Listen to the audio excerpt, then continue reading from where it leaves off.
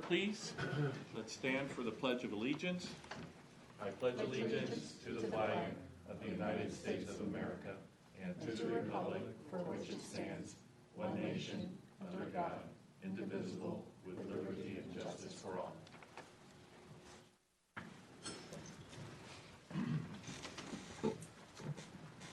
Can we have a roll call, please? Sure. Councilmember Anstandig? Here. Councilmember Rogers? Councilmember Turner? Here. Councilmember Wilsheimer? Here. Mayor Craig? Here. So for the orders of the day, I would like to make a small change in order to accommodate one of our speakers who would like to speak during oral communications. I'd like to move that to right before the presentations. Can I have a motion to do so, please?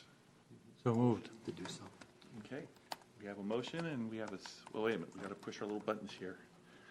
Oh, Yeah. there's a motion. There's a motion. There's a second. We'll call for the vote. Okay, this is to give me 1 second, I'm sorry. Yep. Okay, We're rushing you. I'm sorry. all right. Give a vote. Okay. And I'm waiting for one more vote. one more vote. One more vote. Sorry, that's me. Okay, that's right. in. Record the vote. We're all done. And it passes 5-0. Excellent. So that moves us to oral communications. At this time, anybody wishing to speak on any item that is not on the agenda will have 3 minutes to do so. I have 2 speaker cards, and the first one is from Mike Frangadakis. So come on up. Thank you for coming tonight. Thank you, Mr. Mayor, Council, and everybody I cut in front of. So, as a lot of you know, I've lived in this city now for almost 35 years. I am very heavily involved in Veterans Affairs. As a matter of fact, I'm probably the only active military that owns property in Monte Sereno. I'm with the California State Military, part of the National Guard. I'm stationed at the 129th Air Wing in Moffett Field. So that being said, I'm also the chairman and founder of the Los Gatos Veterans Memorial and Support Foundation. And one thing has always bothered me about Monte Sereno, my city. This city was formed by 5 admirals, as you all know, Admiral English, and I don't know the names of the other 4. And they retired after World War II in the city, formed the city in 1957, and didn't do anything to honor veterans, which I to this day I can't even imagine how that happened. But we can correct all that. So I'd like to propose that the city form a committee, of which I will be involved, at your pleasure, and form some kind of a veterans memorial location. Doesn't have to be the big deal like we're doing in Los Gatos. Los Gatos is raising $2 million, and we're going to have a real nice veterans memorial. It's going to be world class, and the city's going to love it. We also honor our first responders, and we have had 2 during 9/11. We've had 2 Los Gatans that went to Los Gatos High School that were killed in Flight 93. They will be also honored.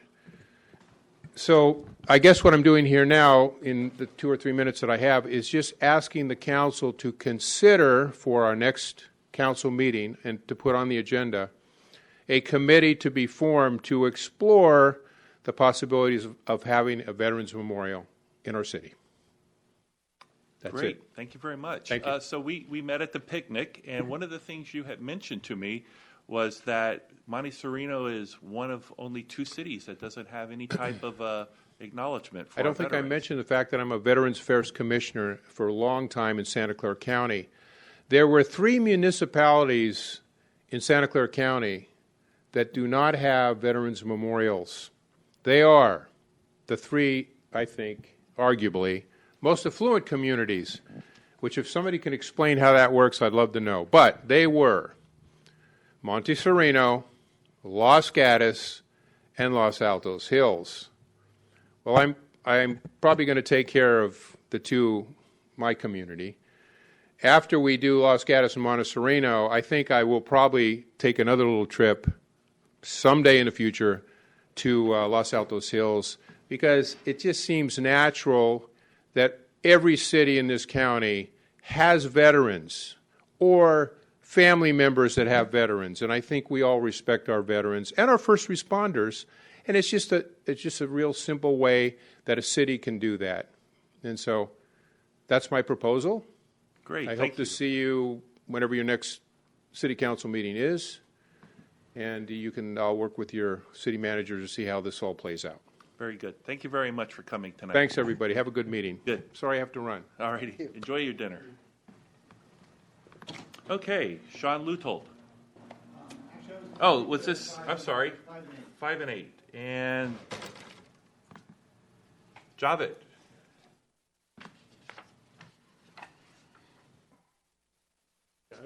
I just wanted to say I think it's an excellent idea that Mike Frakatakis has put forward.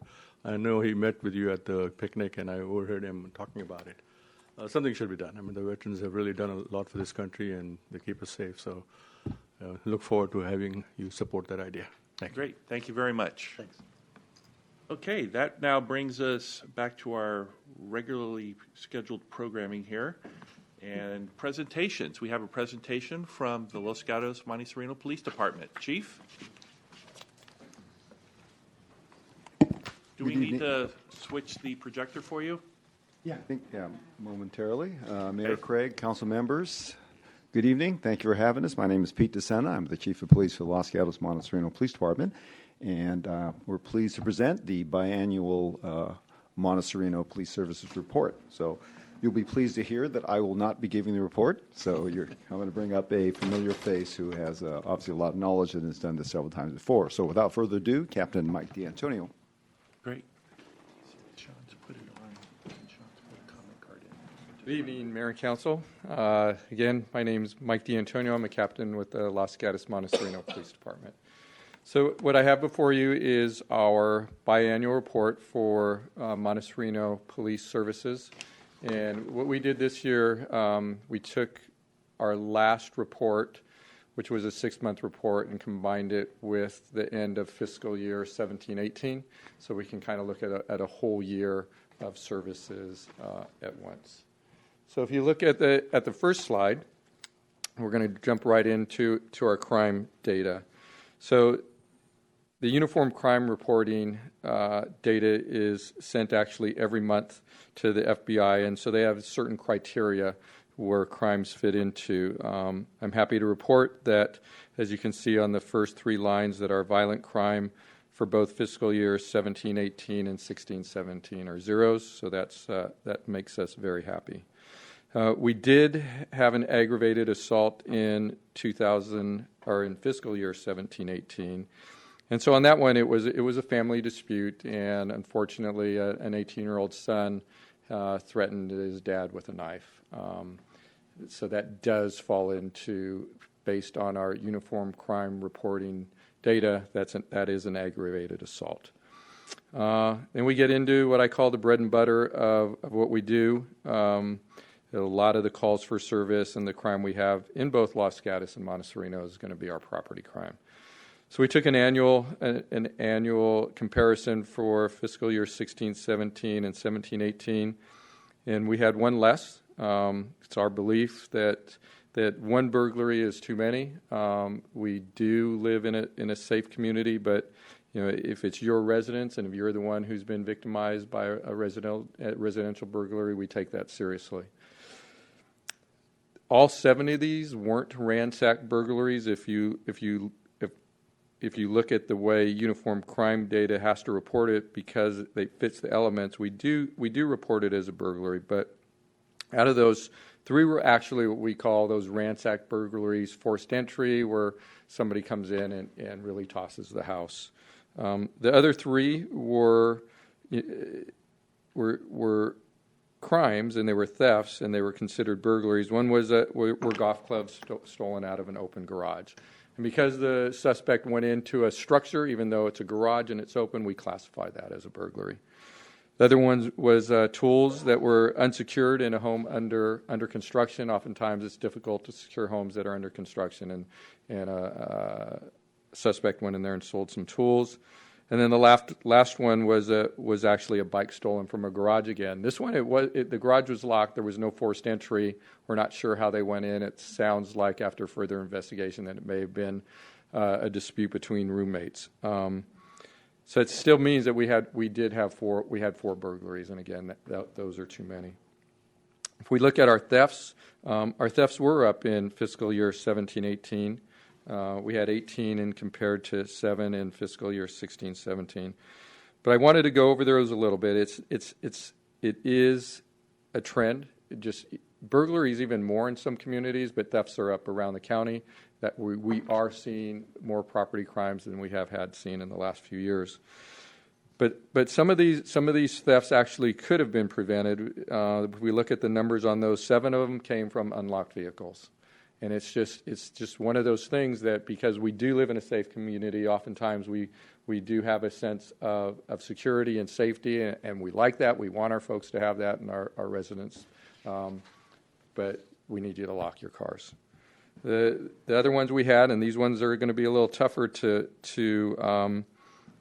protect against, although there are measures, is that's mail theft. So we had 8 mail thefts. So between the unlocked burglaries and the mail thefts, those were 15. We had 2 package thefts. So in other words, I know that you'll see that on the news. It's trends. I mean, a lot of people are using Amazon and other services to buy things online and be delivered, leave them on your porch. And so we did have 2 package thefts. And then our last one was a theft of a license plate. We don't get a lot of those. It's not something that's unheard of. I mean, oftentimes people will steal license plates, and the majority of that is going to be because they want to put it on a stolen car. They know sometimes it'll take a while, especially if it's a front plate, to get reported, and so it just gives them maybe a little extra time when we're looking at that. Last one on those crime reports is you'll see we did have 2 stolen burglaries in fiscal year 17-18. And although I don't have the specific cases on each one of these, it's not unusual for our auto thefts to occur when we have those auto burglaries from unlocked vehicles or locked vehicles. And it's not unusual for people to keep a valet key or another key in the glove box or somewhere in that vehicle. And so again, we just have to be careful of what we're storing in our cars. We could go to the next one, and you can go ahead and click through until we get to the juvenile suspects, so we can just read it. So what I wanted to do is highlight one of the burglaries. It's something that we normally do if we have a significant case investigation, where we kind of highlight the good work of both our officers and our detectives. So this is a burglary that occurred on Caven Lane. We were here, Chief and I were here previously, and I think it was the same night that burglary happened, and we mentioned it a little bit, but I'll go into a little more detail. So it was middle of the day, and we had a landscaper that was working at the house and showed up at the residence and actually saw 3 subjects, and they were young subjects at the house. And for a moment, he thought, well, maybe those are friends of the homeowner's son, because the homeowner has a son. But he did the right thing, and oftentimes what we'll see or what reports we'll get from citizens is that they'll see something that looks suspicious, but they actually rationalize it. They'll say, well, that's probably not really what I'm seeing. Fortunately, this person didn't do that. He saw those 3 folks, called the police, and so we responded. When we did respond, they had fled the scene. They were able to get some merchandise or some property out of the residence. Officers took a look. They went through the back. Again, not unusual for entry to be made, forced entry through a back sliding glass door or window. They broke the window with a river rock and went ahead and went in. When we actually arrived on scene, we were quickly able to retrieve video surveillance from inside the residence. And it's not unusual, again, because of the small community we have, that if the detectives are working and it's during the day and they're available, they're going to respond to a burglary, a significant burglary like this. Detectives responded. They reviewed the video. And one of our detectives who works our property crimes and specializes really in the burglaries, while he was watching the video of the suspects inside the residence, he actually recognized one of the suspects. It was a juvenile suspect that he had arrested previously for residential burglaries, and he was aware of that juvenile because this crew had been working a lot throughout the county. In addition to that, we have our on-watch program. So the officers said, hey, are there any other cameras registered in the area? There were. The officers went to those residents, were able to get video surveillance of the street, and we were able to find the vehicle that the suspects actually fled in. Turns out the vehicle was stolen. Part of our collaboration is with the Regional Auto Theft Task Force. This detective, Harold Hoyt, has a relationship with the task force. He knew that the task force was working this crew, and so he called him up and he said, hey, we just had a burglary. Here's the vehicle you're in. Here's at least one of the suspects that I positively ID'd. Task force went out in plainclothes in an undercover capacity, set up on the residence where they believed this vehicle could potentially return to, and they got fortunate the vehicle did return. They just didn't stop immediately. After a short chase, they were able to get 3 of the juveniles in custody. And so they have been charged with that burglary. We were able to retrieve merchandise. In addition to that, there is 4 other burglaries in the county that those juveniles were responsible for. So again, the collaboration of our residents, somebody who's another set of eyes for us, sees something suspicious, calls us, we get out there, we bring all our resources, and then we collaborate with county resources to go ahead and get folks into custody. Next slide is just really a recap for the whole year. And we stay pretty consistent with both our calls for service and our proactive activity. And if you look month by month, we had a little bit of spike in calls for service in June, but if you look at our averages, we're averaging about 58 calls for service per month. We average about 42 proactive incidents. So twofold. We need folks to call us. We need people to say, hey, there's somebody suspicious in our neighborhood. Please come and check.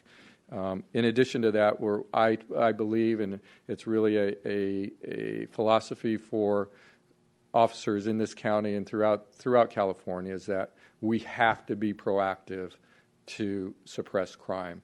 If we're sitting at the police department waiting for something to happen, waiting for that call for service, we are not going to be successful. To keep a community safe, we have to have the officers that are willing to be proactive, to work, to identify suspicious activity, if that is a vehicle stop for an investigative reason, if it's for a pedestrian stop. It could be something as simple as that, seeing that garage door open and stopping at that residence and making contact, providing some safety tips. That's the proactive work that I am personally very proud of our officers in the police department. Response times. If we can't get there in time, it doesn't mean a whole lot. So it's something that, again, we take pride in. We really work on making sure that our response times are reasonable, effective, and efficient. So we have response time goals, and we are always striving to get better. But these are average response times for Priority 1, Priority 2, and Priority 3 calls. And as I've mentioned before, that your Priority 1 call is going to be that immediate threat to life. Somebody is injured. It's an absolute immediate threat. The second one is going to be some type of in progress, probably property crime.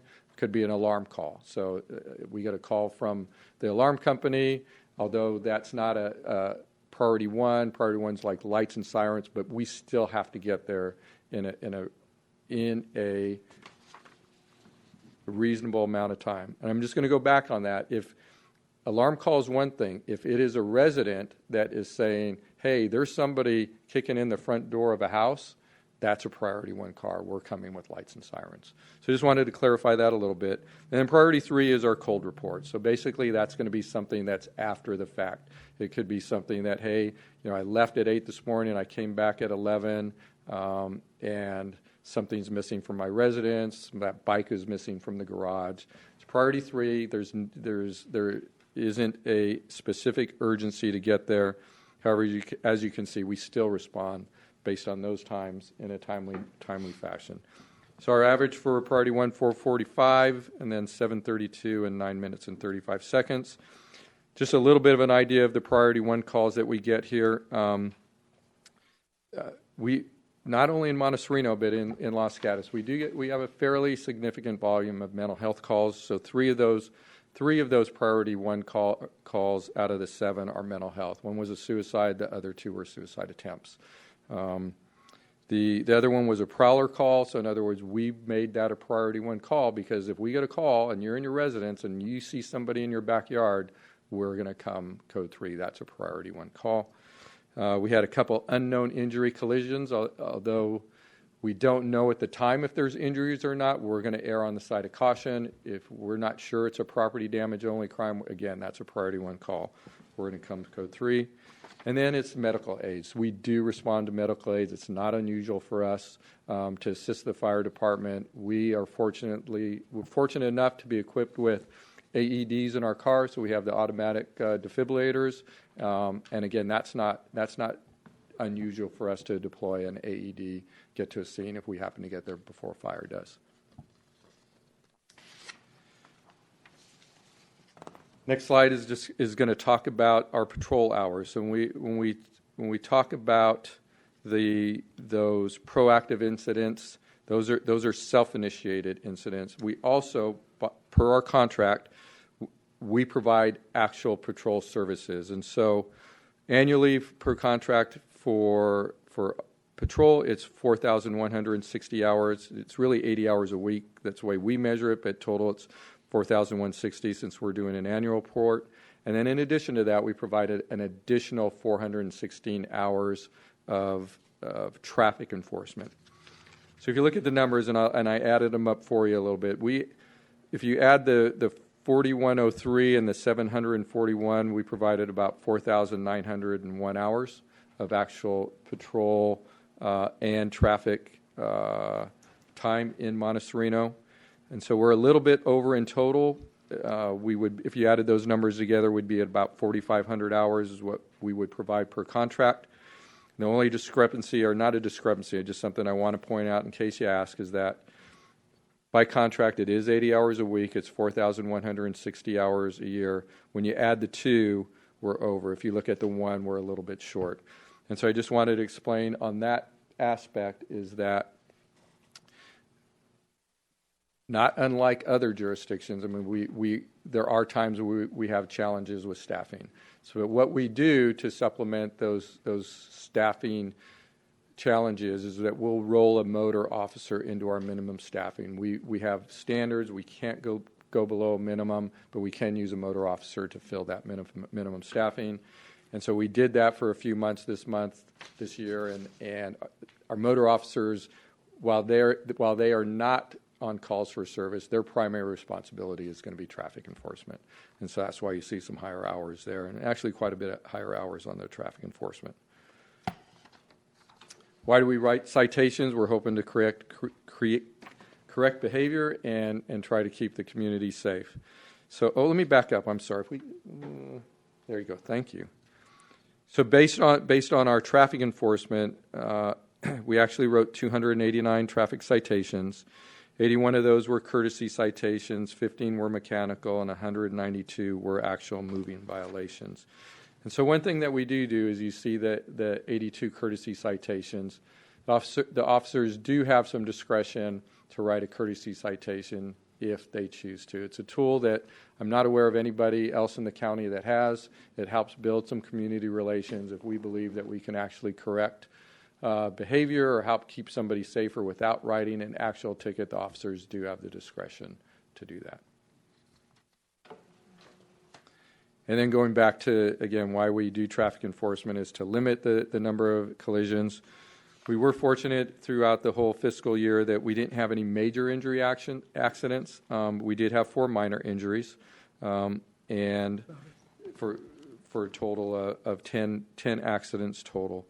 As you can see, 6 of those, or I'll just add them up for you, 6 of them were on Saratoga-Los Gatos Road. So that continues to be where we get the bulk of our accidents. 4 others were spread out in other areas. And then about half were speed, and then about half were other violations, what we call primary collision factors, whether it was an unsafe turn or unsafe entry. So that concludes the portion of our reported collisions, and that actually concludes the portion of the police services report. I'm going to turn it over to Chief DeSena for some closing remarks. All I wanted to say, number one, is I did not get an opportunity to attend the Monte Sereno City Picnic. I apologize. We had a death in the family, but my staff were there. We're very appreciative. They had a great time, and I certainly intend to attend in the future. My takeaway from 6 months as your chief is basically, I think Captain D'Antonio laid it out. Property crime is rampant throughout the region. I think you hear about the issues that San Jose and some of the other jurisdictions are having. It's just something that we're dealing with. We are a very safe community here, but we're a very affluent community. So if there want one thing or three things I can ask that you pass on to your constituents is, number one, as Captain D'Antonio said, they've got to lock their vehicles. We have so many of the thefts, not just in Monte Sereno, but the bulk of it in Los Gatos, all from unlocked vehicles. Now, if you lock your vehicle, but you leave your Apple laptop case in plain view or your Dooney and Burke purse, they're probably going to bust the window out. So we just unfortunately live in a time where we just have to deal with the fact that we have to protect ourselves a little bit. The second thing is Neighborhood Watch. I got an opportunity to attend a Neighborhood Watch meeting from Monte Sereno. I can't remember which one it was. It was kind of early on, but we have to watch out for one another. So if you could really push the Neighborhood Watch, I think it's a great idea. I know most neighbors know one another, but sometimes we get so busy in our lives, it's easy to lose track. So Neighborhood Watch is a great program. And as Captain D'Antonio mentioned, the On Watch program. We have video. I never thought I'd be living in a Big Brother situation that we have nowadays, but everyone has video. And if we can access that, we can solve crime. If we can solve crime, I think we make it for an unpleasant environment for criminals, and that's what we're seeking to do. So with that, our presentation is concluded, and Captain D'Antonio and I are available to take your questions. Thank you very much. Councilmember Anstanding? Yeah, thank you very much, and Chief and Captain, thank you very, very much for your service. We continually get great service from the department, and we really appreciate everything that you do. So thank you very much. A couple of quick questions.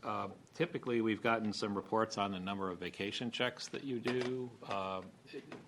Any sense about whether those were up or down during this past period? They're staying pretty constant. So they tend to rise in the summer. Obviously, more people are going on vacation, and that's a great catch that I didn't have the number of vacation checks in this one. That is something that we've provided in the past. But they're staying fairly consistent. We still provide it. There has been no change in that for Monte Sereno or Los Gatos. So another highly encouraged service that we're able to provide is the vacation home checks. One more that I'll mention that sometimes I provide is our ability to reach out to the elderly. So our dispatch will call folks. It's our Operation Care. So if you have a loved one that is living alone and you want them checked on, our dispatchers will call them every morning to check and see if they're okay. Great, thank you. Great. Another question.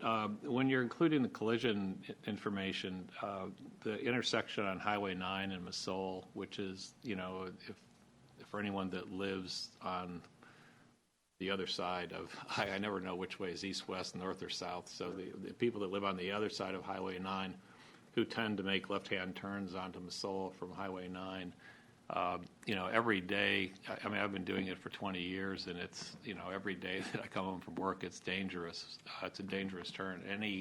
Is that reported in Los Gatos, or is that here in Monte Sereno? Yeah, so those numbers would be Los Gatos numbers. I'd be happy to provide those either at the next report, or I can send them to the manager, however you want that. It is dangerous. Chief may be. I'm not going to put.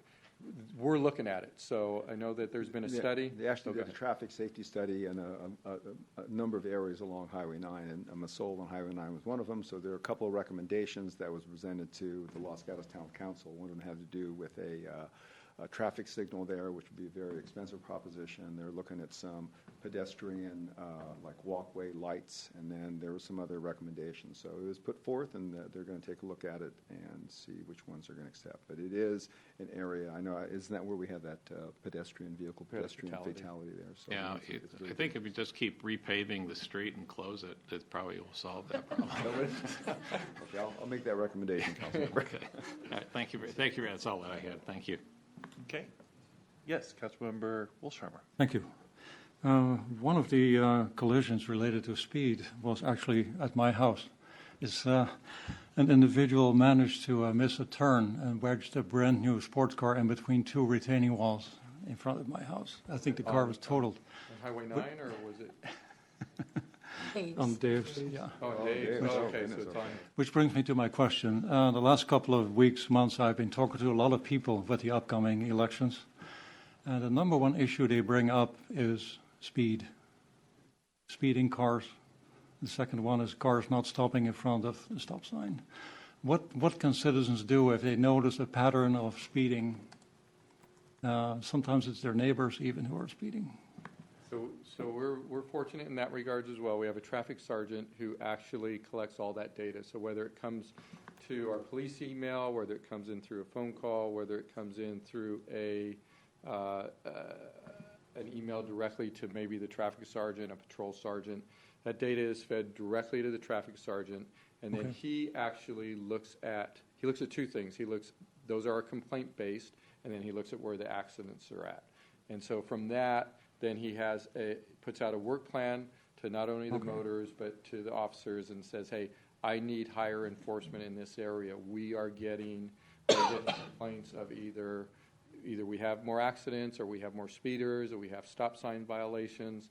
And then oftentimes what we'll do, in addition to the additional enforcement, that's how he'll queue up where we're going to put our radar trailer. And I know the radar trailer isn't going to necessarily stop people from speeding, but when we move it into new areas, it is something different that it catches folks' eye and helps them to see, that flashing light when they're going too fast.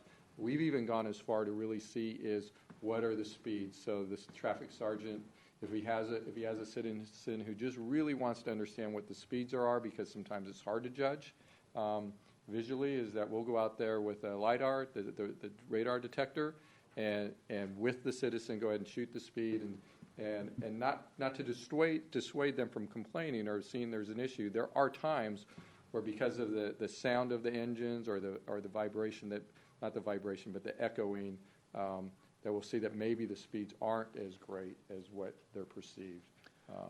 But to address the important thing is that people have complaints, they're seeing that, they need to call us. So call it, either send it to our basic email address, or Sergeant Calipo is our traffic sergeant, so we can know. Again, I have two motor officers, we have two motor officers, and 39, I think, how many, like 16 assigned to patrol. We can't see everything, so we rely upon the community to let us know if there's an issue in a particular area. They need to call us, and we can address it. Okay, I will tell them that more calls will help. It will. Yeah. And really the police email, so it's police@losgatasca.gov. I monitor that myself. I look at those every morning. And then I will vet them out to who I think they should go to, and the traffic ones go directly to the traffic sergeant, and that's how he builds that list. That really is the best way, because a lot of times folks do a really good job kind of giving me 4 or 5 sentences about what the issues are. I've had folks take pictures and attach it to the email. I mean, it's really a great tool for us to be able to provide the service in the areas that they're needed. Yeah, thank you. Yes, Councilmember Turner. Yes, I do have a question about your juvenile suspects. Do you know where most of them come from San Francisco or East Palo Alto or San Jose?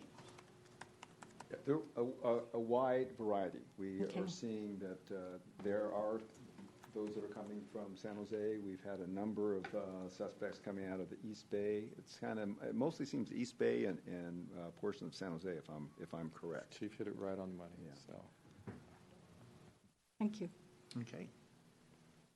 Councilmember Rogers? I don't have a any question, questions? but just keep up the good work, guys. We really appreciate you. It's a pleasure to serve. It really I mean, is. we really think you guys do a great, personally, you guys do a great job. And then I'd just like to finish off by thanking you for your participation at the picnic. It's always a highlight to see the K-9 or the K-9 presentation. You're like, I want to see him attack and bite somebody. And it did a good job this year. Kaz likes that too. The canine likes that too. That's good. So, I did have one question. I continue to hear a lot of success stories regarding cameras in the neighborhood. And before I was on the council, I remember Los Gatos had taken a look at cameras. I know that Monte Sereno took a look at cameras. It was, I would say, resoundly rejected by the community for us to pursue anything. But in this day and age, should we be revisiting that issue? Would you recommend us to do some type of a study, or is Los Gatos doing any kind of a study to maybe throw a few public cameras out there? So let me harken back to my experience over at San Jose State. So previously I was the chief at San Jose State University, and again, I'm not, I've read 1984. I'm not a real big brother kind of thing, but the reality is video surveillance is very helpful. We ended up with a number of cameras on campus that I think, again, sometimes it's not necessarily a wonderful deterrent, but it does assist with investigations. And I personally believe that if you can investigate crimes that have occurred and make arrests and put the word out, the criminals are not stupid. They're lazy, but they're not stupid. And I think the word gets out. So I think it's helpful, but the flip side is expensive. Now, we're using some grant funding in Los Gatos to look at a system that is kind of a portable surveillance thing that I think Captain Tada is working on. So we had a number of these cameras over at San Jose State. They're made by a company called V5, and I'm not recommending V5. It is, I think it's helpful in terms of public safety. And I said, Captain D'Antonio may have another opinion, but it is expensive. And then you have to look at that. And again, it's something where you can't say that we're monitoring because we don't have the staff to monitor. In order to actually monitor and watch, it takes, there's a whole formula for how many staff you have to do that. But I think it's a helpful tool. Okay, great. Well, thank you all for your presentation. Would you going to add anything to that, Captain? No, I just, so for us, we're sometimes it's challenging is if we do have, and spree is probably too big of a word for a crime spree, but if we have multiple crimes in a certain area. So for instance, this last summer, we had an uptick of auto burglaries in our municipal lots. And that's why we're looking at V5, so to give us the ability, we know it's the same folks, or we believe it's the same folks, to be able to capture that video, potentially get license plates. Part of that package will be a license plate reader. And part of it is, it's twofold, right? Even if we're there and we're able to on-view it or get there in time, these criminals that are doing at least these auto burglaries are from the East Bay. They've been identified through the East Bay. They're not going to stop. They're not going to stop for us. And because of the inherent dangers of pursuits, the speeds that get involved, and if it's your property, I hate to say this, I was going to use the word low level. I get it. If it's your property, you want that back. But at the same time, we have to determine the risk. And are we doing the right thing by putting members of the public at risk because we're going to chase somebody 100 miles an hour down the street because they stole somebody's purse? Probably not. So we've restricted our pursuit policies because of that. And so another way of actually gaining information, even if we're not there, and even if they run, is that we can get descriptions, we can get license plates, even if they're stolen, that they end up somewhere. There are other agencies that pursue, they end up crashing. We can make cases from those either vehicle license plate readers or those cameras. So. Let me just make one comment. I know that the juvenile suspects from San Francisco can be very violent, and it's because of the gangs that they're affiliated with, the MS-13 gangs. So, if they're coming from San Francisco, then I would be concerned, really concerned. So far, we have not identified juvenile suspects coming from San Francisco. Again, most of ours seem to come from the East Bay or portions of San Jose. Unfortunately, we are seeing an increasing level of violence with some of these groups, and they're not really gangs anymore. They're just kind of loose affiliations of young people who can make money by stealing things. And the only thing I would only say on the video, that's why I'm really pushing the on watch, because a lot of folks now have their own personal video surveillance. You can get a variety ring, and I think I just got something from Costco. And if it's available, we can really utilize that. But if we can get them registered on Watch, it just makes it a little bit simpler rather than doing a neighborhood canvas to see who has video. If we can get that registered, it just makes it a little bit easier. So it's like a free video surveillance system for the city. Okay. Thank you so much. Thanks. Thank you. All right, thank you very much. All right, see you guys later.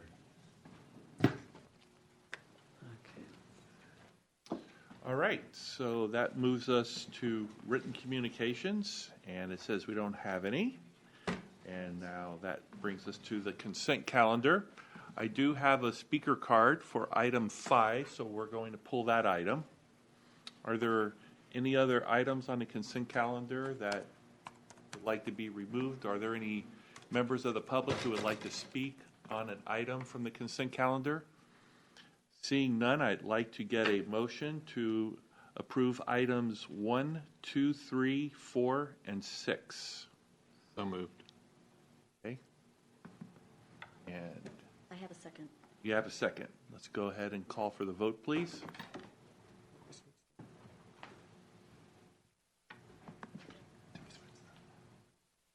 All right, all the votes are in. Okay, record the vote, please. All right, passes 5-0. Okay, so that brings us to item 5, which is the city's response to the Santa Clara County Civil Grand Jury report titled Density is Our Destiny, the Affordable Housing Crisis. And Terry, do you have a staff report to start us off with? I did not prepare one because it was on the consent calendar, but I could give just a little bit of more background information. Of course, the civil grand jury's report was directed at all 15 cities in the county.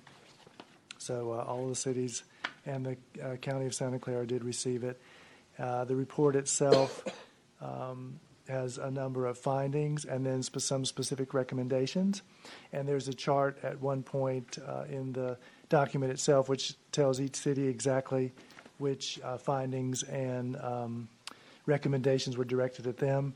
So what the city is instructed to do is take a look at the findings and state whether they agree, partially agree, disagree, and then to look at the recommendations and indicate if they're, will be implemented or not, or if further analysis is required. This was the first time for me on one of these. In all the years I've been working in government, I had never actually received one of these, so I had to work closely with our city attorney. And in this case, since it was an issue related to land use, all of the planning directors and other planners in the county, as well as the city managers through the City Managers Association, we're talking about this particular report and the findings and recommendations. So staff, in what is typical in this, which is what I learned through this process myself, is staff reviews the report itself, takes a look at the recommendations and the findings and the recommendations, puts together a draft response, which then is forwarded on to the respective jurisdictions council, or in the case of the county, to the Board of Supervisors. And for many of the responses, it was pretty straightforward for us to answer, but there were a number that we also wanted to hear, see what other cities in the county were going to say. So we did wait a bit to bring this to you on the agenda because we were waiting for some of those responses to take a look at what they had to do, as well as some collaboration that was going on, as I said, with planners and the directors and the city managers. So having said all that, we have put this together and put a draft onto the agenda to be attached to the report. In general, as you'll see, that we agree with most of them, and the recommendations are, there's nothing in there that's in particular that would be difficult for us or is onerous in any way. There were a couple at the very beginning, which you'll see, that were regarding a couple of items where it was relying on the county, and the county, we did note, because we've seen their response, indicated they were not going to do them, so then there would be no way for us to participate. So that you will see in a couple of the first ones. But we put this together for you to take a look at tonight and to get, see if you have any questions. If there's a consensus on making any changes to it, we can certainly do that. And then we can forward that on to the civil grand jury. And I actually, which I didn't mention in the report, which I may have mentioned to you in a communication, but it would have been a while ago. I did actually meet with them. They had contacted us and they wanted to meet with the representative. So I did personally go and talk with them and talk a bit about what we were doing in the city and any issues that we had. And so I assume that some of that made it into their work. I didn't see anything in particular in the documents regarding that, but I think it helped to inform them about our specific situation. So with that, I am available if you have any questions. A quick question. Okay. This is non-binding, right? Okay. This is my first time, so I'm leaning on Kirsten a bit So on this.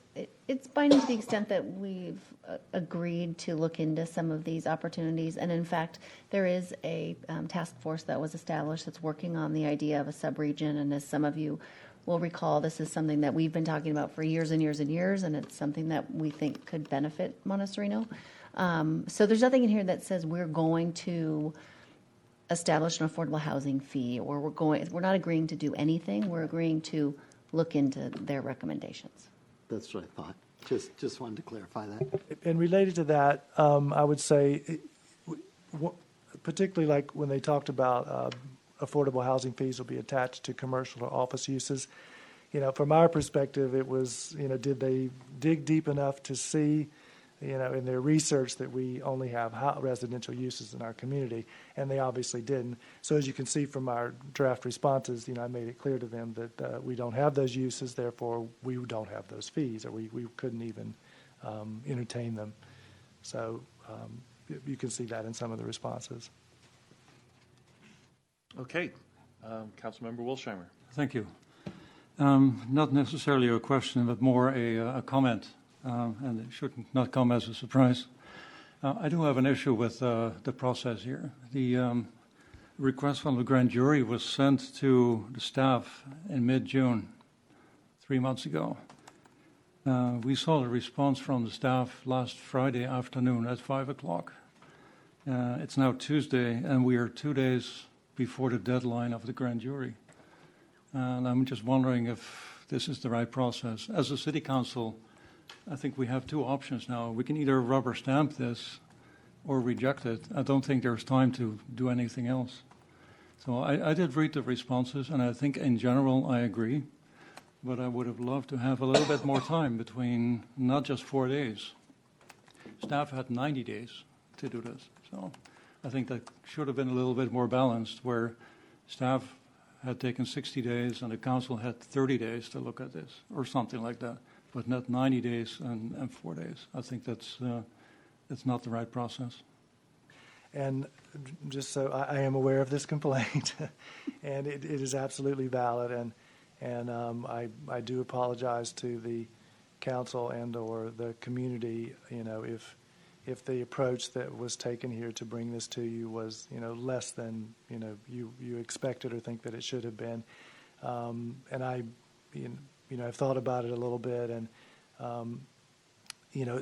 this probably would have been better if we had treated this in a two-part, as we've done for some other things, since I've been here, and that's you guys have done in the past, where you have, a bit of a study session to bring everyone up to date on exactly what it is and what the process is. And indicate, some of our general impressions regarding recommendations and findings, or findings and recommendations. And then that way, we can hear some feedback if the community so wishes to provide us some, as well as from the city council wishes to provide us some, and then turn it more into, what you see tonight. I do apologize if this was less than, what was expected. A little bit of this, as I have noted to Kirsten and to a couple of the council persons, was, I have to remind myself of, the need to provide, enough background in advance and explain the steps so that it's very clear to everyone, how this will all play out and what's required of us. So I promise to do better in the future. I think it's also important for, not just for the city council, but for the residents to have a little bit more time to look at this. Yeah. I'm sure some of the people here will have questions that none of us here can answer. Good point. Oh, sorry. Okay. Were you done, Councilmember Wilsheimer? Yes, thank you. Okay, thank you. Councilmember Anstany, did you have a comment? Yeah, what was the date that we approved the La Hacienda? June? 19th. So we had this technically, well, maybe we didn't have it received, but it's dated right about the same time, and it's It came at the end of, I think it was near the end of June. dated June 18, and one letter is June 18, another one's June 21. Right, I think we got the actual, I think it was actually emailed to me originally. That's kind of, timing's kind of curious. Is there any reason why have we tried to get an extension? I mean, I know every time, every deadline that any public body establishes, there's always opportunity for an extension for whatever reason, and I don't know that we have a necessarily good one, other than that we'd probably like to consider it, but I think the point's well taken about, considering how we're responding to these points. I think that if we contacted the grand jury and let them know that it was presented to the council and they had some additional questions, that they would be fine with us submitting it after the next meeting or sometime in the near future. So that being the case, since we're meeting again this month, I think, on the 28th? Is it? No, I'm sorry, I'm wrong. Not till September? Or October, I'm sorry. I was looking at the wrong one. October 2nd, I think, is the next meeting. Going backwards. I want to go back on vacation. Yeah, I think October is up there.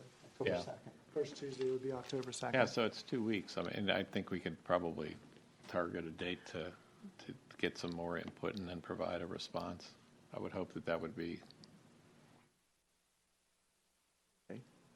something we could try to do, at least responding by the 20th and telling them that we're working on it. We'll have a response by a particular date. I would suggest we do that. I can't imagine they're going to come knocking at your door. And Terry, if they take you away, let us know. They let me out the first time I went by. I think that's a good idea. I mean, I guess my question would be, what additional outreach?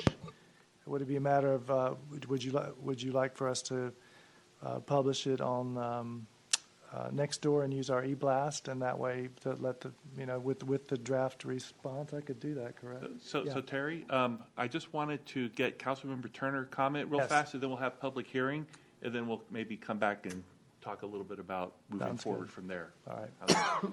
Councilmember Turner? Yes, so my comment has something to do with our social media posts, right? The social media post on this.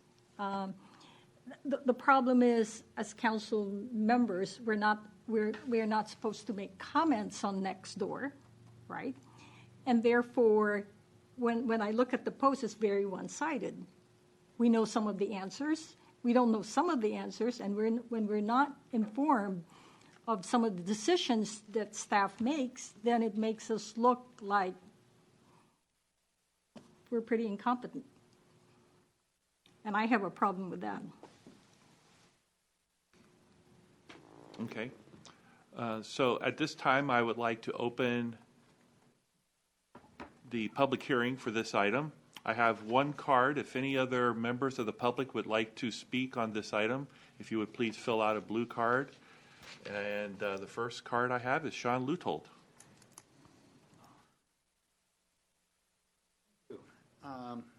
Sean Luthold, Carroll Court.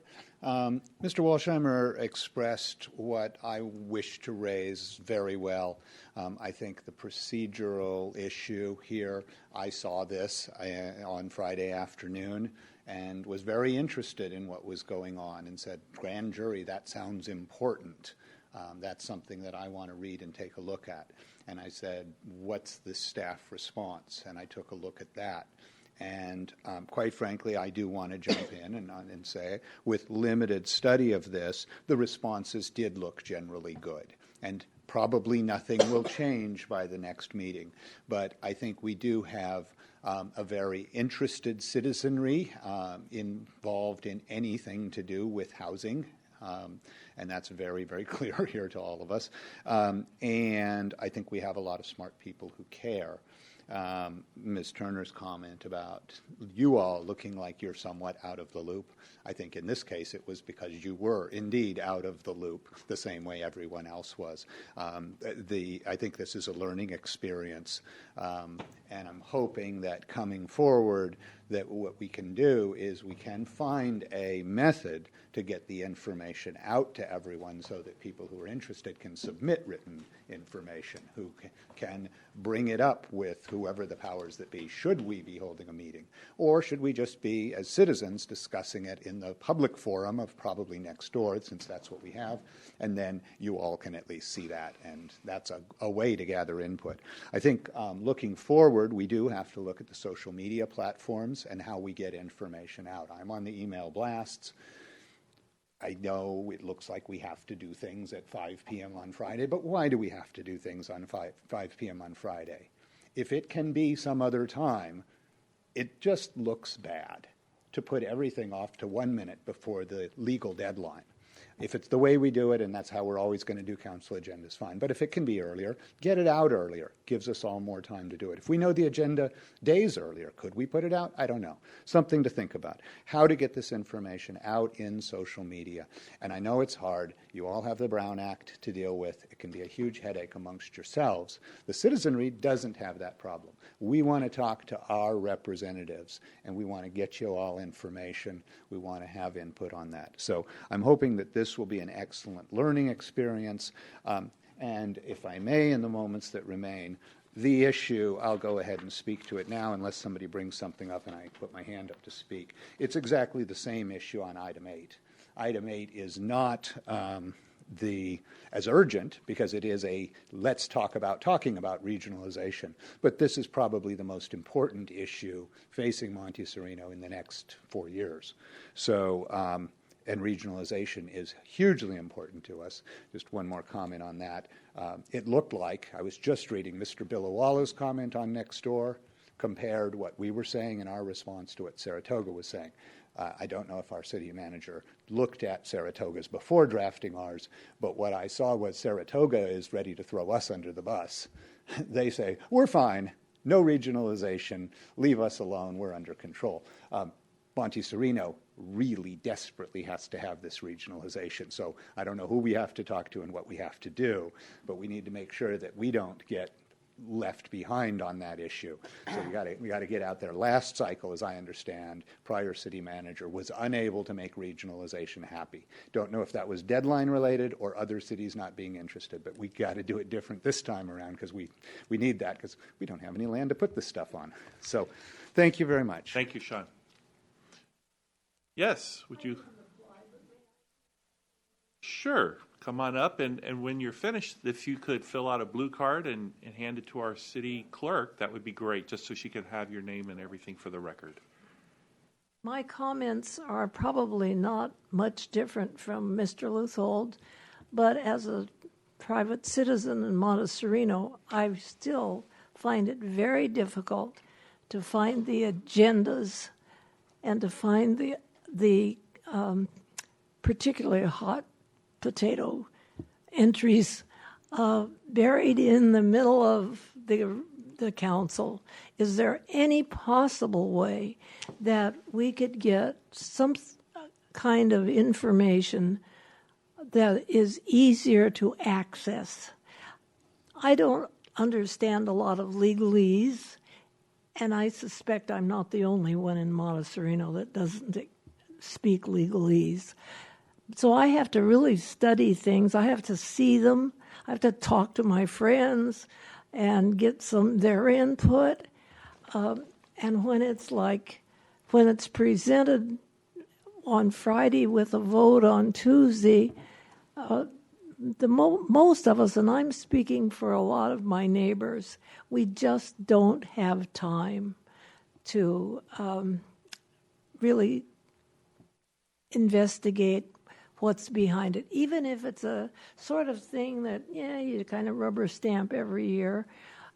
We'd like to know more about it, and we need more transparency.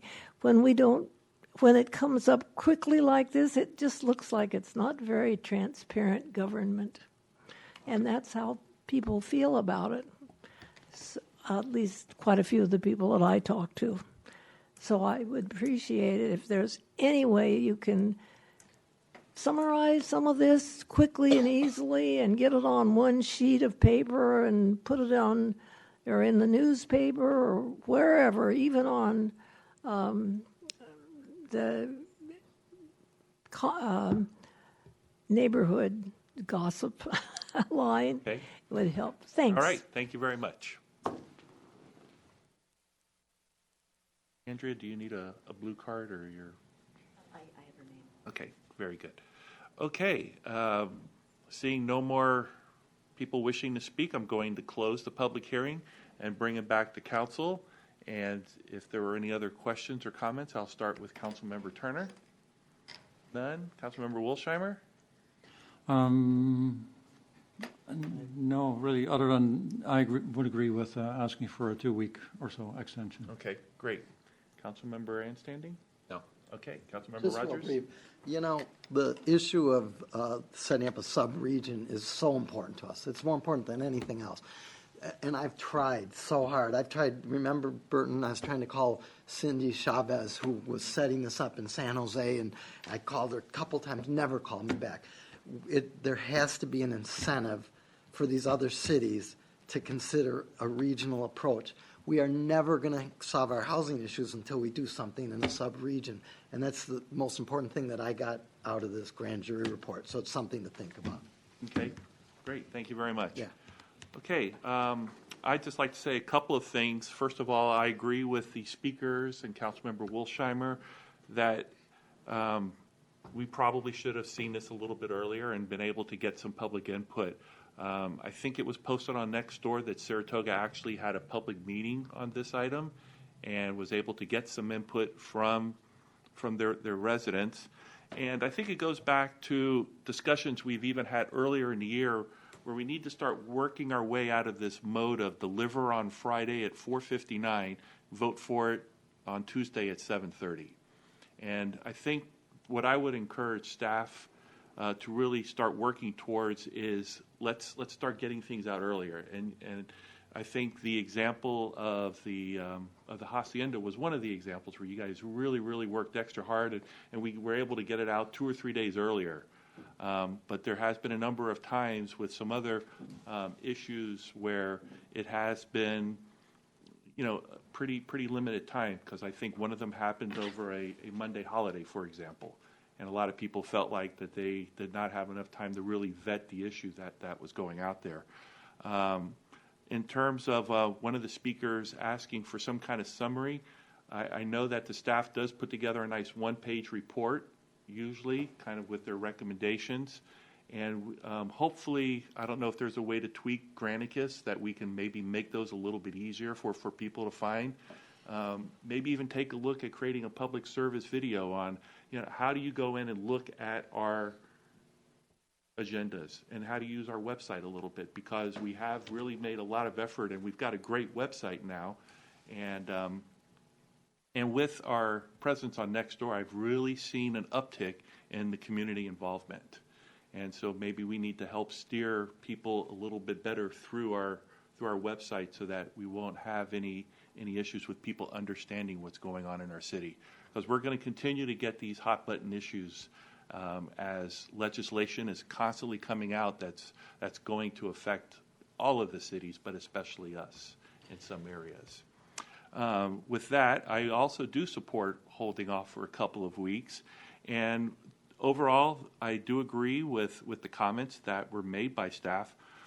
I had one overarching comment where it seems like some of our responses were geared towards our needs, and some of them were kind of geared towards this is how we feel this affects all of the cities in general. And one of the items that I felt most strongly about this was on finding number 10, where we said agree. And you could read this both ways. You could say, is the lack of funding mechanisms to create BMR housing restricting the achievement by cities? And so cities could be, do we feel that this is hurting other cities in being able to achieve BMR numbers, or is it something that's affecting us? Because it sounds like we spoke on, yes, it's affecting the cities, but overall, I don't particularly agree that it affects us because we don't have any funding mechanisms and we don't have any specific plans to increase our BMR stock. So I think, since we are going to have some more time, maybe there's other comments that the council or hopefully members of the public would like to make regarding some of our findings on this. We can clarify that one a little bit better when Yeah. we come back. And again, the questions are very open-ended, and I know it's kind of hard to kind of nail down the answers on some of these, and we've tried to be as specific as possible without knowing what anybody else is going to do or what they even want to do.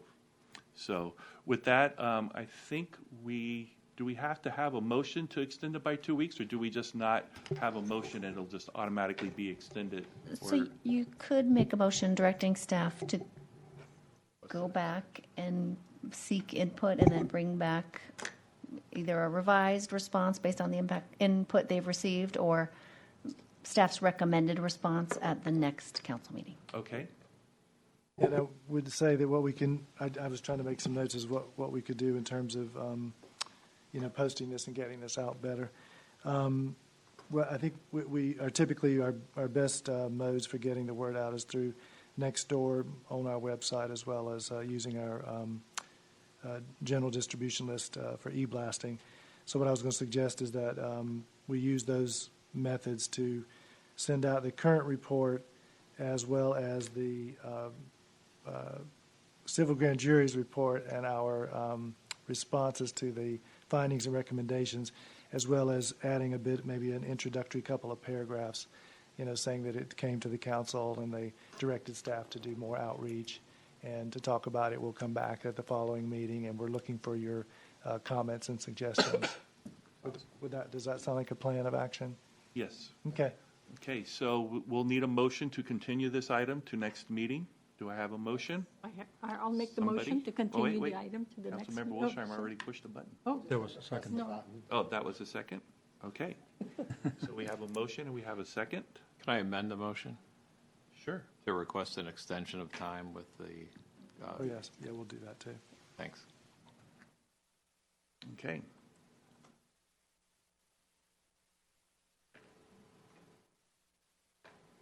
So we'll call for the vote coming up here in a minute. I just see a motion.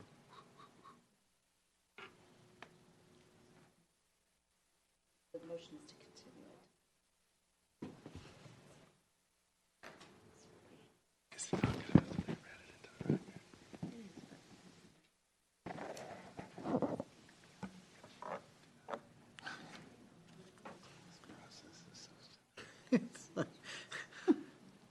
Okay.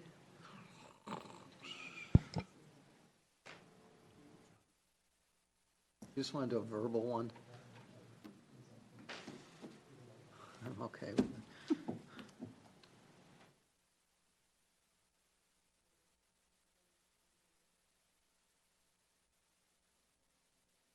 again, Motion?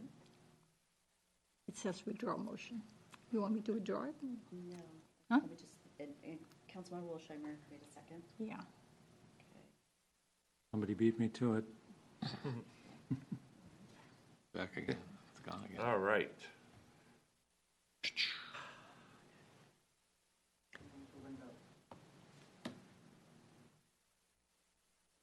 Okay, record the vote, please. It passes 5-0. Okay, very good.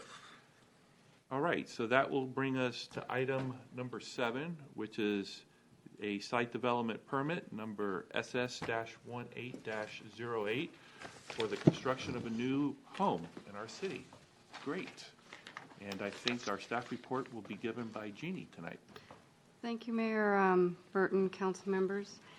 Again, it's my pleasure to be before you to present site development permit and variance request for the property at 16320 Alexander Avenue. That's at the end, very end of the north end of Alexander Avenue. The proposed project was presented at Site and Architecture at their September 5th meeting, I believe it was. Is that what it was? Yeah, September 5th. They reviewed, held a public hearing, they reviewed it, and heard from the applicant, and their recommendation is at the beginning of your staff report. They did recommend that the council, through their consideration of this, approve both the site development permit and variance as proposed. So in the staff report, hopefully I presented it pretty clearly relative to the existing lot and the special circumstances that exist. It is at the end of a cul-de-sac. The northern end of the northern property line is a creek which has a circuitous boundary. There's a required top of bank setback as well as a sewer easement that runs across the property. So those two encumbrances effectively reduce the buildable area on the lot. The lot starting out as a gross acreage, which would require additional setbacks beyond the minimum ones typical in a R8. But then again, because of these encumbrances, it further reduces that building area. So they are really just seeking a variance to that additional 2.5 feet of setback that's required given the larger lot size. If you look on, it's on page 3 of the staff report, and it's larger in the plan set. But you can see that how much the area that the lot effectively is reduced because of that sewer easement and the top of bank setback. So they've really, I think, done a very good job fitting a new home within that buildable area, maintaining the original required minimum setbacks in R18 for both the primary and accessory dwelling unit. I think, was it Monday morning, I forwarded to you about 5 emails of support that, again, the applicant has done the type of job that we hope applicants do in reaching out to all the neighbors in the area. And you can see by their emails that they're very supportive of it. Page 5 shows a streetscape. You know, there are many 2-story homes on this street with second-story setbacks. They've chosen to stay with a single-story home. So from a neighborhood compatibility standpoint, the proposed home fits well in the existing neighborhood context. I really don't have anything else to say except that, you know, I wish all my applicants were like this and took the time and effort to really, you know, think through, one, purchasing the property and respecting the assets of this property, its location and the creek running along it. And because of that, designing a new home that really, I think, respects the neighborhood and fits well within the city of Monte Sereno and also respects its development policies. So with that, I'm available for any questions. Do we have any questions for staff? Yes, Councilmember Standing. Thank you. I just have one, Jeannie. And thank you for the report and the supplement. The creek that's on the property, it's very close to where I live. Is this part of what I've now renamed it Miller Creek? I think it's. Is yeah. it the same? Yes, is it yes, the same? it is. Yes. And is there anything? I guess so. My question if it is, then is there anything that they're doing on their property that will influence the creek in any way whatsoever? No, in fact, they're keeping out of it, and they're respecting the top of bank setback. So it's in as natural a setting as the creek is. It's got some old riprap type areas, but you know, quite honestly, having been out to the Miller Creek part and seeing what they've finally done to it, it's pretty extensive. But I think that also might help the downstream flow in any large winter storm events. Thank you. That's all. Okay, any other questions? So at this time, I'd like to invite the applicant to come up and present the project. Sure, thank you. I'm George Adzich. I'm the owner of the property along with my wife and daughter, and we've been talking to Jeannie going back, I think, to January of 17. So we spent a lot of time here, and we have always wanted to be in the area. So when we found a property that came up, which is very rare, we were very excited about it and wanted to do it right. I think Jeannie brought up a lot of the points. One of the other things about the court is there's a natural setback in the front of an additional 10 feet because you've got what is called a 30-foot half street, and then when you get to that court, you've got a 40-foot radius. So we've got another additional on top of that. So effectively, we're over 35 feet back from the property line in the street.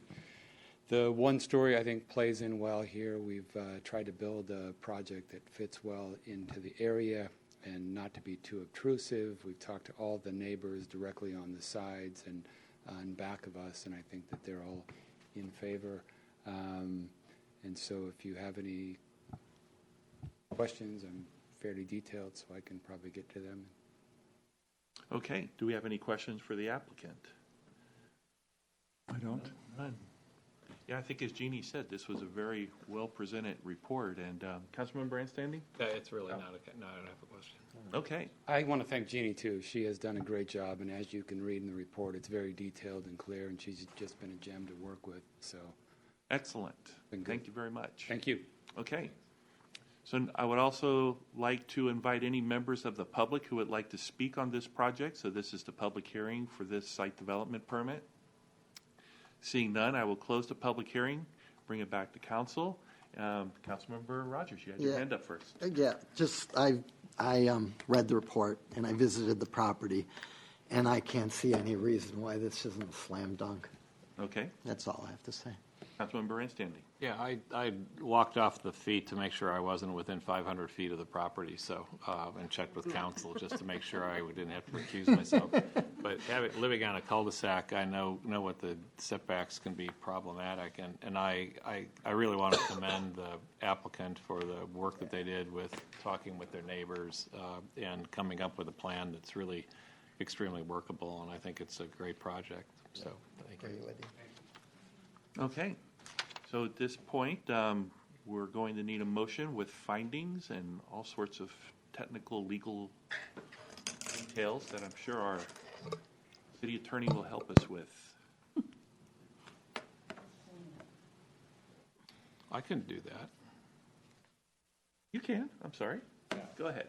I'd like to I'd like to move that we grant the variance that's requested on the subject site due to the various circumstances concerning an existing sewer easement, the circuitous northern boundary of the creek, and the required top of the creek bank setback, causing the true buildable area on the lot to be much less than what would otherwise be available, and accordingly approve the site development permit, and that's proposed by this new single-story home that's compatible both in scale and design with the existing homes in the neighborhood.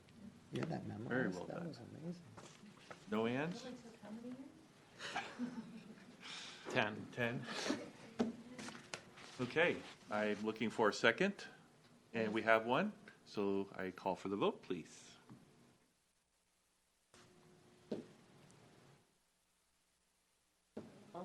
Okay, record the vote, please. And we have a 4-0. Someone didn't vote. I did. Let me just call roll call. So, Councilmember Anstanding? Yes.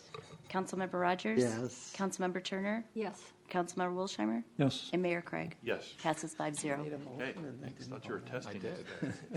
Or Granicus is testing us. Well, congratulations. Good luck on your project, and we look forward to looks another beautiful. beautiful house in Monte Sereno. Okay. Cool place. Right. So, under new business, we have item 8, which is participation in a regional housing needs allocation subregion. So, this one's always fun. We've actually spoken about this one a couple of times, if I'm not mistaken, but I think we have some updates. So, do we have a staff report? Oh, yes. Excellent. Yes, I got more background on this when it first came up as a topic from Kirsten, and she explained to me that this has been a topic of great interest to the City Council over the years. I'll just give a quick report. In 2015, the Cities Association Board of Directors created a Regional Housing Needs Allocation Task Force to evaluate the formation of a RHNA subregion for the next RHNA cycle, which starts in 2023, which always comes up quicker than we would like. The task force concluded its work in June of this year and brought its findings to the June Cities Association Board meeting. The board learned that a subregion is formed by two or more contiguous cities and towns and the county itself, and the purpose is to distribute or allocate the housing needs identified by the state and the local council of governments, which in our case is ABAG and MTC, for a Santa Clara County subregion to the participating cities and towns in the county. The board learned that all the cities and towns must have a RHNA, and that all the cities and towns would still need to plan for housing in all income categories. They did put together a pros and cons document, which I attached to the report, which also includes the full documentation from the June meeting report to the board, the Cities Association Board. The pros and cons highlights the opportunities for collaboration and the potential downside of having the same numbers even after a sub-region process. So given the interest for potential RHNA trades, the task force drafted sample bylaws to govern the sub-region. And those are only placed in the packet as a sample. I think what's really important tonight is that the Cities Association Board is looking to see if the council is interested in moving forward. I think there was a couple of things that were important about the bylaws they drafted, and I just wanted to point that out. In the bylaws, there's a section that specifies the adoption of the final regional housing needs allocation shall require two things. One is consent of a majority of all cities and towns and the county participating in the subregion, so it has to be a consent of the majority. And two, consent of each jurisdiction that has been allocated a greater share of housing than the ABAG MTC default allocation. So if the group, say, were to decide, one of the other cities was going to receive a higher allocation, that city itself would have to agree to that. And that would likely, occur because that city had been discussions with the group that's organizing the whole thing. So in June, the cities board decided on a two-step process, which is what I was basically getting at. Ask all the cities to report back on its level of interest in participating, and then the board at its October meeting will consider the formal establishment. And if they do decide to move forward, then each participating city and town would need to adopt a resolution, of which they've also included a draft in the packet materials that I gave you. And the deadline for any of this in terms of the actual adopting resolutions and forming it is 2 years from this month. So there is a fair amount of time to get to that. So basically tonight, what the Cities Association Board is looking for is to see, as I said, if the City Council here is interested in participating. We've taken a look at the materials staff has. I've been to a number of the county planning directors association meetings and city managers association meetings where this is all talked about, and it's staff's belief that that there is some benefit in us, and of course it has been a priority of the City Council as well. So with that, what we would recommend is that the council forward on to the Cities Association Board your interest in becoming part of a sub-region. And with that. Great, thank you very much. Before we open it up for staff questions, I would like to just add a little bit to Terry's report. As I sit on the Cities Association Council and have sat through a number of these meetings where we've talked about the formation of a subregion. And for the benefit of the audience, just to kind of quickly recap, the way that we get our numbers is the state of California has their planning folks that they determined that the major regions of the state should be building houses to support future growth of X. They then take those numbers and they distribute them to the different regional governing entities. As Terry said, ours is ABAG, which is now merged with MTC, probably one of the most hated organizations in the Bay Area from what I've learned on my time here. And then at that point, they have their modelers go through and assign the numbers that the state gives them to all of the different counties. There's 9 counties in the Bay Area, and then all of the cities inside of those counties then get their number. And that's how Monte Sereno arrives at its number, is through ABAG. And as always, we've had a hard time trying to come up with a way to accommodate the numbers that are given to us. And we have looked a number of times at ways that we could work with other cities. When I was first on the council, our previous city manager tried to work with Los Gatos and Saratoga and Campbell and found that there was just no interest at all in trying to move forward with something like this. And after seeing what's happened in San Mateo, where they formed a region, we had a task group at the Cities Association work on taking a look at subregions in other parts of the Bay Area, and we actually had the folks from San Mateo come in and talk to us about how their subregion was put together and how it's worked for them. And I bring all this up because, as Councilmember Rogers mentioned earlier, we have tried to see some type of formation of a subregion occur in Santa Clara County. And it has taken a long, long time for us to even get this far. And as I've mentioned in earlier council meetings, after sitting in on these meetings, I am very disappointed in that I think the results that we're hoping for will not occur.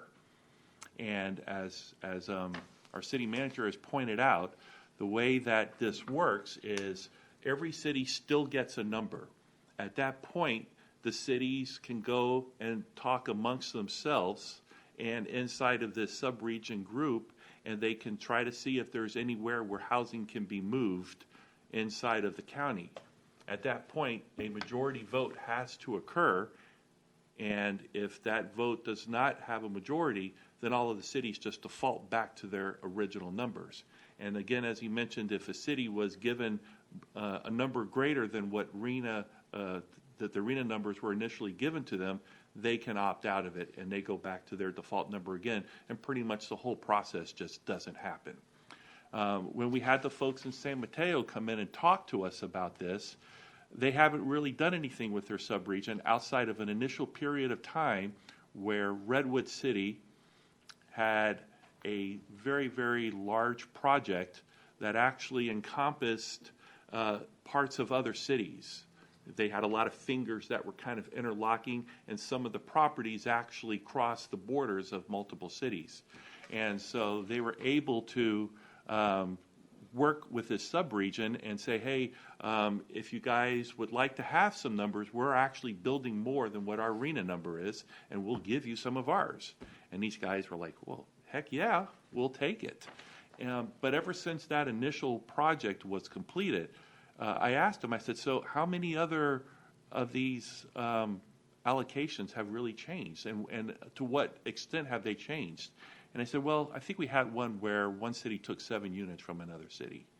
And so, again, I don't want us to get too enthusiastic. I still feel that we should pursue this, but I don't think that we should look at this as something that is really going to solve our problems. And so I don't want to be the downer on this, but I've watched this group in formation now for over 2 years, and I've watched lackluster enthusiasm at the Cities Association level for something like this to happen. So, sorry. Any other questions for staff? Okay. Quick comment. And we'll start. You want to go first? Sure. Go first. It's just a quick comment. It's just, for me, I think we have, I agree. This doesn't look like it's going to happen because I've worked at this, and it's so hard. But we've got everything to gain and nothing to lose. There's absolutely everything to gain. There's no reason why we wouldn't do this. and Even though that's what I I'm saying. agree with Burton that it probably won't happen, but there's absolutely no reason why we wouldn't do this. I just don't want our expectations to be. We have to consider that we're going to be in the same position in a few years that we just were recently, but this would be nice if it happened. It would be very nice. That's it. I have one, sorry, I do have Councilmember Turner had her hand up. Second. I have a question about, didn't Mountain View buy some property from Palo Alto? No, Palo Alto bought property from Mountain View on the El Camino and used that as their, I think you can do that. I'd have to, so that's a LAFCO change, but Terry would. I mean, I was there until 14 months ago, but did it just happen recently? I thought it did, yeah. Yeah, I haven't heard any mention of it. it didn't happen during the time that I was there. So we could buy property in San Jose in some bad area, and Well, I don't that think I don't so. know. Well, and let me just also say that, again, even without a subregion, cities can work amongst themselves. There's mechanisms in the existing RENA allocation laws that allow two cities to say, hey, we've got this project and we're going to be building more. This project can encompass this empty plot that's right next to us if you'd like to extend it into your city. And some cities have said, well, sure, why not? And that's generally where the horse trading has gone.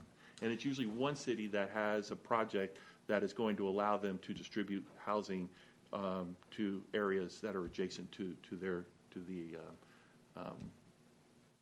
I'm going to say the originating city. And it's possible that this RENA subregion group could also, talk about things and collaborate on other things related to housing. It could serve also as a forum to go beyond just the numbers, which, I don't see any downside in participating in that discussion. Exactly. I mean, we have no obligation. We just, but without, the city having a seat at the table, as they say, I think it would be not good if we didn't. And there's no downside if we do. Then the probability is 0. Well, we can always be hopeful. Yes. Councilmember Wilsheimer? Just a quick question. Can you clarify again what the deadline is for our response? When do we have to? I think that they're going back in October. Did I put the date? I didn't. I apologize. It's not until. It's the October board meeting. Yeah, at our next board meeting, we're going to have an agenda So- item so to see where we go from here. So the director is looking, of the cities association, is looking for, direction on whether we're interested or not, so that they can take that back. The reason I was asking is I have a little bit of an issue here that's similar to with item number 5, that I knew very little about this until Friday, 5 o'clock. A little bit. I'd certainly heard a little bit more about it than about the grand jury. But then again, there doesn't appear to be a downside here to just going ahead. So I don't know. Okay, so we don't need a motion on this.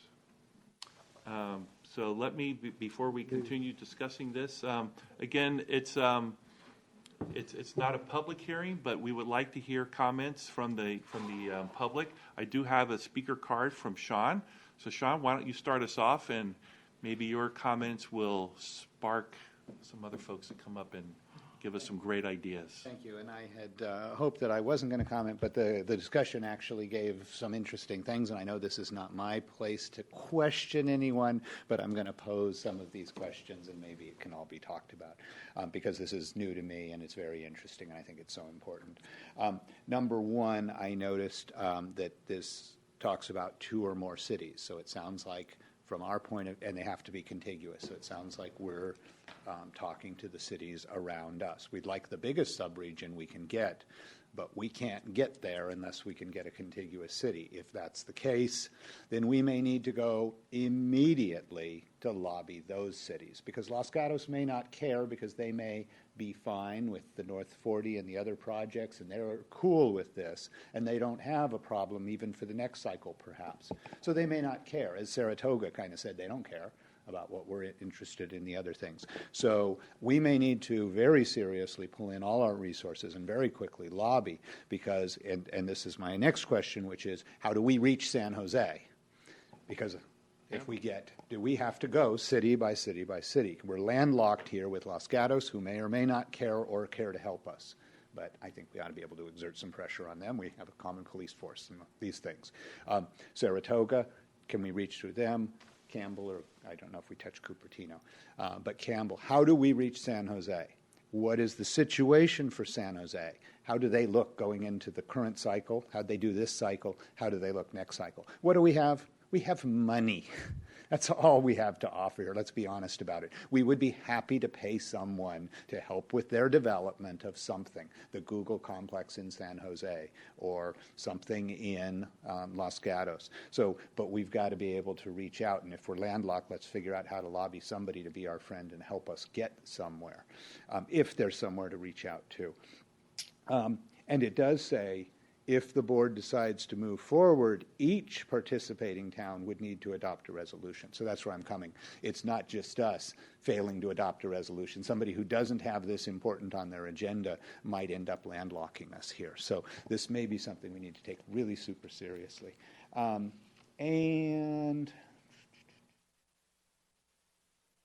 the comment that was made earlier, cities can work amongst themselves to make trades. Does that have to be only with a contiguous city?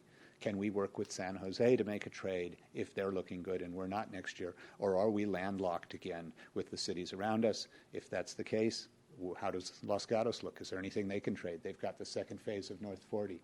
It would seem to me, and I may be wrong, that they may have hit their numbers this time around and they may be set to hit them next time.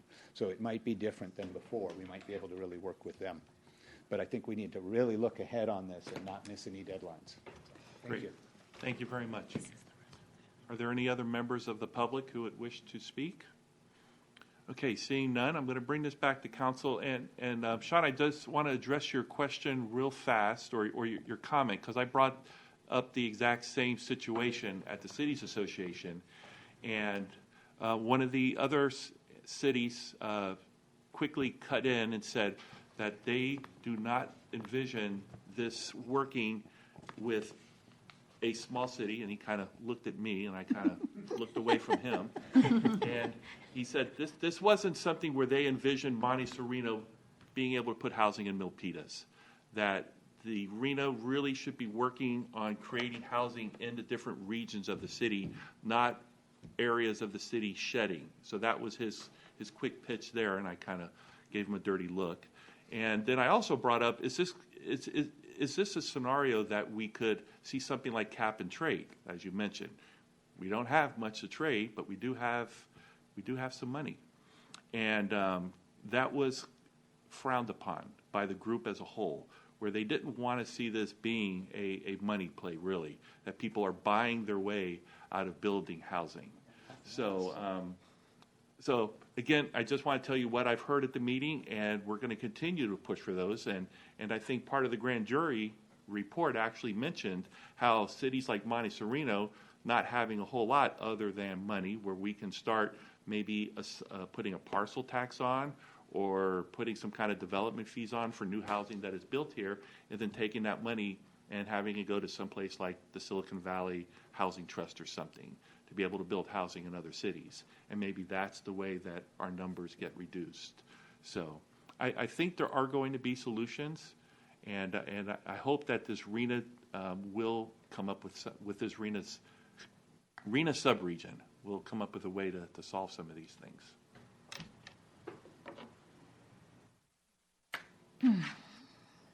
Okay, so again, I think we're just giving direction. We do right? need a motion of. So we need a motion to indicate, the city council's desire to participate or not directly to the board of the cities association.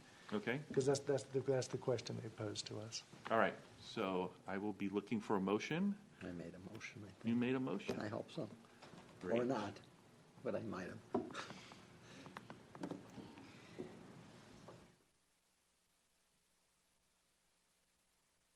All right. So we have a motion and we have a second. And now here's the voting box. My computer's off, but I'm yes. Okay, put you as a, right? In favor? Yes. Okay. So all votes are in. Record the vote, please. I had to come up with a little cable. This is like, give you a little. Passes 5-0. Thank you. All right. Wish we could So do that this. takes us to our commission and our committee reports. So I will start with my right side to see if Councilmember Turner has anything, No report. and Councilmember Wilsheimer Nothing is to shaking report. his head. Okay. Councilmember Ann standing? No. Two very quick, West Valley Clean Water. We are hiring a new director because we have an interim director and we're doing interviews in a couple weeks. And the solid waste, we're looking at new rates for the landfill and talked about compost and laws that are happening. That's it. Okay. I'll try to go very quickly here, although there's a lot of stuff going on in the world of the Silicon Valley Clean Energy Group. I don't know if you've heard anything about some of the bills that have been pushed for allowing commercial entities to buy their power directly from power providers. And that's been a big issue because, one, it takes revenue away from what's called the CCAs, the organizations that are setting up these clean energy distributors, but also it would then allow these companies to buy power from the open market, and who knows how their power is generated because there's no regulation about where they have to buy their power from. So all of the positive impacts that the CCAs are making, the Silicon Valley Clean Energy by itself has taken out about 40 tons of CO2 in the air just in the last year. These guys could go buy dirty power from wherever, nuclear power, and really just put a big dent in all of the good that we're doing there. So the bill currently sits at the governor's desk, and there's been a big push to try to get him to not sign it. So if you have any pull with the governor, give him a call and say, hey, we don't want you to sign SB 237. And we'll just kind of leave it at that. All right. So any council member comments? Seeing none, we'll move to our city manager report. Just a reminder that the League of Women Voters will be holding their candidates forum here on a week from tonight, the 25th of September, from 7 to 8 p.m. Invite all the community to come out and hear what the candidates have to say. Also wanted to let you know, and it'll be held here at City Hall, here in the council chambers. Also wanted to let you know we're recruiting for the site and architectural commissioners. We have three seats, so we've started posting that and pushing that out on social media, and the deadline is October the 10th. So if you know any good folks in the community who would make good commissioners, please spread the word. The only other thing I wanted to, two other things to mention, the city picnic. It was so good to see everyone there, and I think this year's picnic went really well. Andrea did an awesome job. I think we had good, awesome job, and we I think was one of our highest attendances, if not our highest attendance, which I thought was awesome, and had lots of good representatives from the different community organizations, and the police and the fire, of course, and the library. So I thought that all went very well this year, and the food was good. The food was excellent. I had lots of compliments on the food. Yeah, I think we'll continue to use them. The only last thing is the city engineer recruitment. We did receive some very good information from the recruiter who's helping us with that. He indicated that we have a number of what should be good candidates. So we have a panel of 3 ready to go with that. We just have to set a date and get that all set up. So I'm hoping I need to contact the recruiter to see when they anticipate the first interviews will be, but I'm hoping it will be in the next 2 or 3 weeks. So it was good news to hear that we had some good candidates apply. And with that, that's all I have to say. Okay, very good. With that, I'll adjourn the meeting, and thank you, everybody, for coming, and we'll see you on October the